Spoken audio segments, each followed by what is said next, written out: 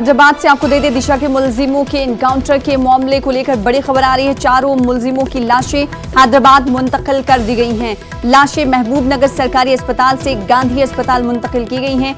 13 दिसंबर तक लाशों को महफूज रखने का अदालत ने हुक्म पहले ही दिया है। तो इस वक्त की बड़ी खबर आपको हैदराबाद से दे रहे हैं।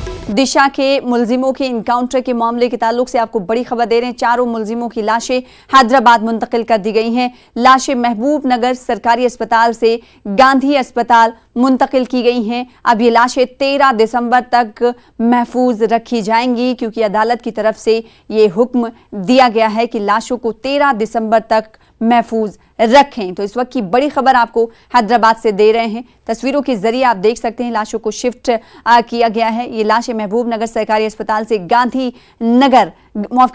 अस्पताल लाई गई हैं।